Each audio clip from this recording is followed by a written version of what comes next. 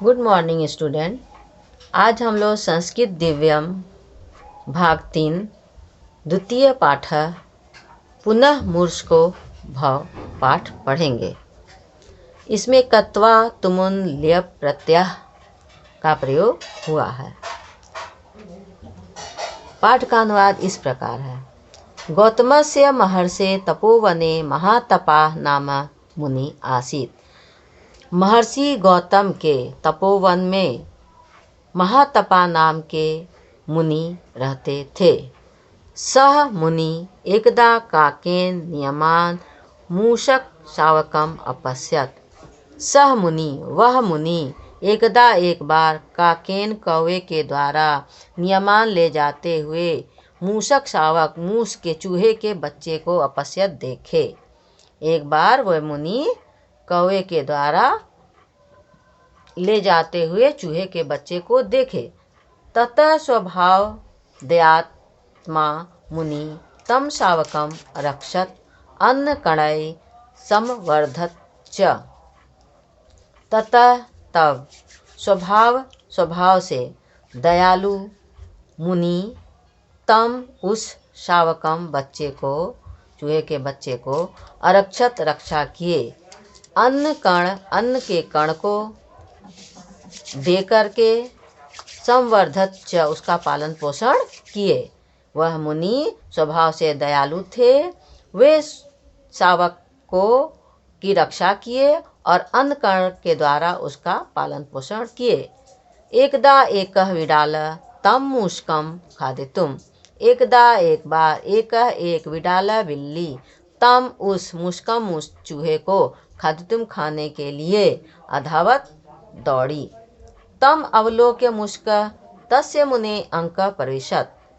तम उसे अवलोक्य देखकर मूषक चूहा तस्य मुने उस मुनि के अंक गोद में प्रविशत चला गया, घुस गया, बैठ गया। तदा मुनि उवाच तब मुनि बोले मूषक तम मर्जारो भव। चूहे तुम मर्जारो बिल्ली भव माने हो तुम बिल्ली हो जाओ। ततः स बिडाल कुकुरात भित्वा धावती। उसके बाद ततः तब सह वह बिडाल बिल्ली कुकुरात कुत्ते से भित्वा भयभीत होकर भागी। इदम दृष्ट्वा मुनि अकथयत। इदम यह दृष्ट्वा देखकर मुनि अकथयत कहे बोले कुकुरात विभेषी। कुकुरात कुत्ते से विभेष भयभीत हो। तुम अपि कुकुरो भव तुम भी कुत्ता हो जाओ। अधुना सह कुकुर व्याघ्रात भीतः भवति। अधुना अब सह वह कुकुर कुत्ता व्याघ्रात सिंह से भीतः भयभीत हुआ। ततः सह मुनि तम कुकुर व्याघ्रम अकरोत्। ततः तब सह मुनि वह मुनि तम उस कुकुरम कुत्ते को व्याघ्रम सिंह अकरोध किए। वह मुनि कुत्ते को सिंह बना दिए। अथ स व्याघ्र तपोवने एव वसति। अथ इस प्रकार सह वह व्याघ्र सिंह बनकर तपोवन एव मतलब ही वसति रहने लगा। वह सिंह बनकर तपोवन में ही रहता था। मुनि च तम व्याघ्रम मूषको अयम अनया कृपा दृष्टिया पश्यति।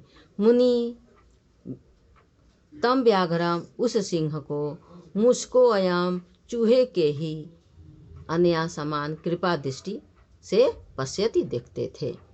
क्योंकि वो चूहा से उसको सिंह बनाए थे इसलिए वो चूहा ही उसे समझकर उसी कृपा दृष्टि से उसे देखते थे। तत्र सर्वे मुनिया तम व्याघ्रम दृष्ट्वा वदन्ति। तत्र वहाँ सर्वे मुनिया सभी मुनि तम व्याघ्रम दृष्ट्वा उस सिंह को देखकर वदन्ति बोले अयम मुनि इमं मूषकम व्याघ्रम अकरोत्। अयम इस मुनि ने इमम इस चूहे को व्याघ्रम सिंह अकरोध किया है। यानी इस मुनि ने ही इस चूहे को सिंह बनाया है। एतत् श्रुत्वा व्याघ्रम अचिंत्यत। एतत् ऐसा श्रुत्वा सुनकर व्याघ्र सिंह अचिंत्यत सोचने लगा। यावदयम मुनि जीवति तावद्यम में अपकीर्ति न अपगमिष्यति। यावद जब तक मुनि जीवित रहेगा तब तक, तावद्यम तब तक, मैं अपकीर्ति मुझे इस अपकीर्ति से नहीं बच सकता हूँ, मैं इस अपकीर्ति से नहीं बच पाऊँगा। ये जो क्योंकि चूहे से उसको सिंह बनाए थे, तो वो उसको लगा कि अगर हम बार बार ये लोग कहेंगे तो ये मेरे साथ ये अपकीर्ति बनी रहेगी, इसलिए जब तक ये मुनि जीवित रहेगा मुझे अपकीर्ति मिलती रहेगी। इति विचार्य व्याघ्र तम मुनि हंतुम उद्यत अभवत। इति विचार ऐसा विचार कर व्याघ्र तम उस मुनि को हंतुम मारने के लिए उद्यत तत्पर यानी तैयार अभवत हो गया, उस मुनि को मारने के लिए तैयार हो गया। मुनि अपि झटित्येव पुनः मूषको भव इति उक्त्वा तम पुनः मूषकम एव अकरोत्। मुनि भी झटित जल्दी से शीघ्र ही पुनर्मुषको भव पुनः चूहे हो जाओ इति उक्त्वा ऐसा बोले। तम पुनः मुष्कम एव अकरोत् और उसे पुनः चूहा बना दिए। अतः एव उच्यते इसीलिए कहा गया है, नीच श्लाघ्य पदम प्राप्य स्वामिनम हंतुम इच्छति मुष्को व्याघ्रता प्राप्य मुनि हंतुम गतो यथा। नीच यानी कि अधम व्यक्ति श्लाघ्य उच्च पद को प्राप्त करके स्वामिनम अपने स्वामी को ही हंतुम इच्छति मारने की इच्छा करते हैं, उनको नुकसान पहुंचाना चाहते हैं।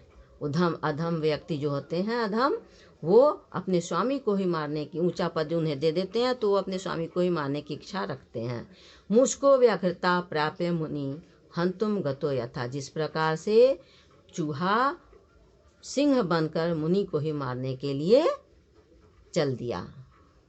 धन्यवाद।